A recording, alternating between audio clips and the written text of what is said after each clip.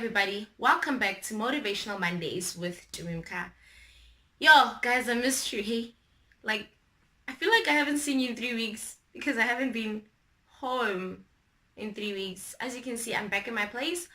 I still have blonde hair. I've decided to keep it. It was not the plan. 2 weeks ago, we spoke about connecting the dots, and then last week we spoke about dealing with disappointment.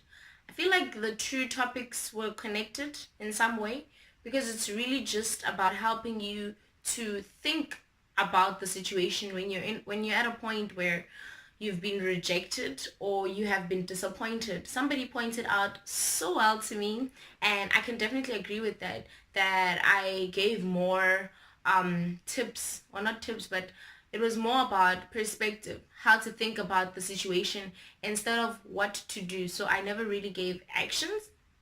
So this week we're going to extend the topic that we spoke about last week about dealing with disappointment. But this week we're going to call it dealing with disappointment, avenging yourself. I honestly think it's important when you're in a situation where you're hurt, you're rejected, or something is not working out. I think it is important to sit down and maybe sulk about it for 2 seconds. So I do understand the importance of being in the situation where you're feeling sad.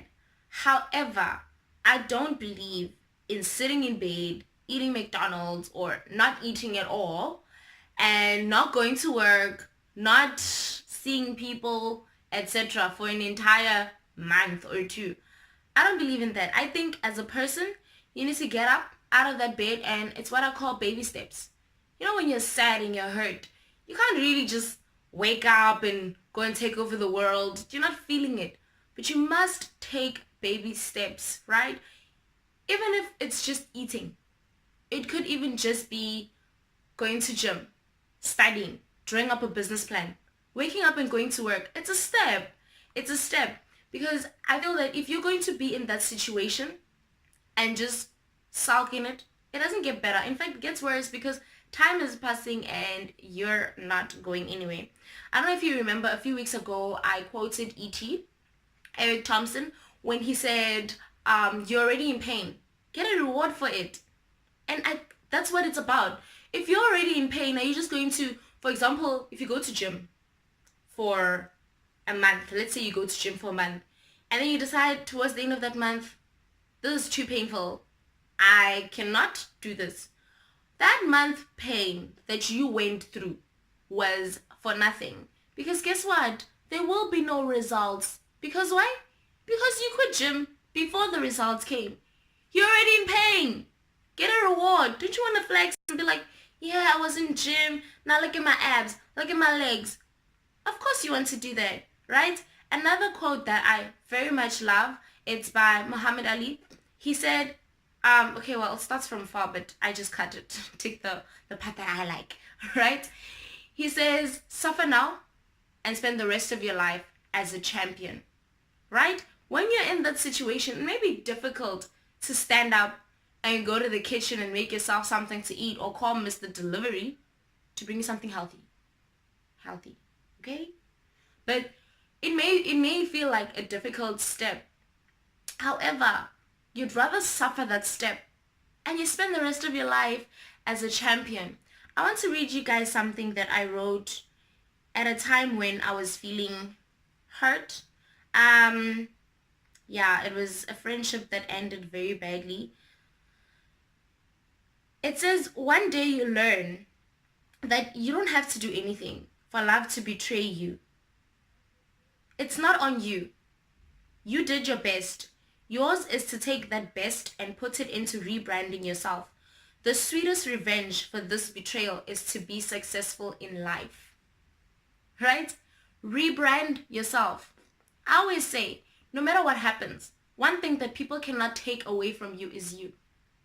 You're stuck with you. Nobody can take that away from you.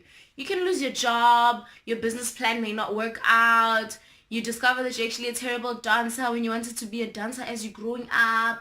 A lot of things can happen that you can lose, but your identity is in you, yourself. So never get to a point where you stick your identity with something. For example, I grew up with natural hair. I always kind of had an afro. And it got to a point where my afro was me, right? You couldn't separate natural hair from Tumi. And that's when I was like, I need to cut this hair.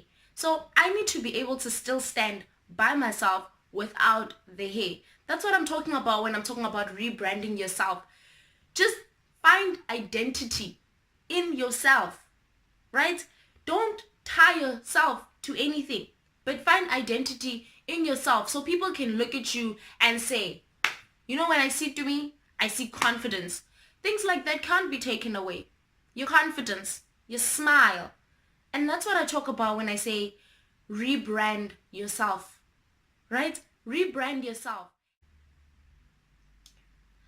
The time my friendship just ended abruptly back in varsity, I was in my final year and it was just before test week started. Now, final year accounting test week, you write tests every single day, Monday to Friday, right? And I was very sad and confused as well.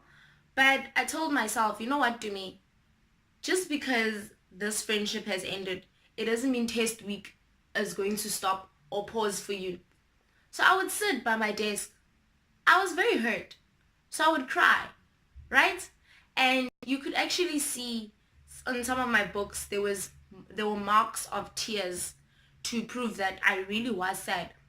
But guess what I did? I woke up every morning to go and write my test, even though I knew I'm going to probably see this person in that exam room, in that test venue.